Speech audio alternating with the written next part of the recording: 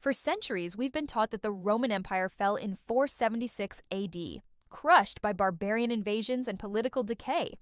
But what if it didn't? What if the Roman Empire didn't die, but evolved, transformed, and still lives on today in law, religion, government, and even architecture? Today on Why, we explore the hidden survival of one of history's greatest powers, and the truth behind the phrase, the fall of Rome. It's true that the Western Roman Empire collapsed in 476 AD, when the last emperor, Romulus Augustulus, was deposed. But that was only half the empire.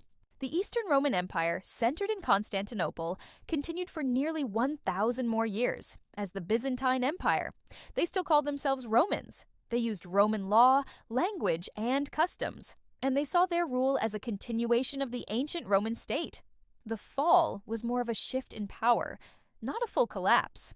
While emperors disappeared, the Roman Catholic Church rose. The Church preserved Latin, Roman moral codes, and administrative structures. The Pope became a spiritual emperor, and Roman architecture, rituals, and legal thinking lived on through religious institutions. As Western Europe fractured, the Church became a unifying Roman force in an un-Roman world. It didn't rule militarily, but ideologically. Rome's fall gave birth to a religious empire, one arguably even more influential.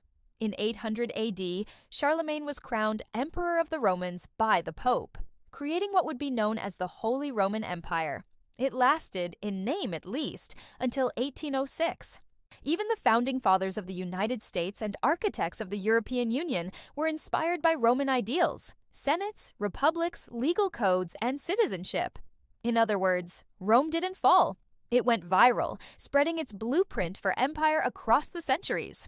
Look around today. Latin in legal systems, columns on government buildings, Roman numerals on clocks and courtrooms.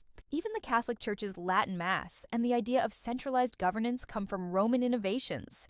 The Roman concept of civitas, the organized, lawful city-state, is still the foundation of how we build nations. From engineering to politics, the world we live in is Roman, even if we don't call it that.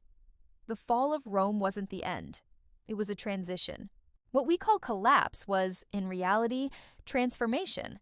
An empire too influential to truly vanish. So the next time you hear about the end of the Roman Empire, remember, it may have lost its armies, but it won the future. Subscribe to Why for more untold truths behind the world's most misunderstood events.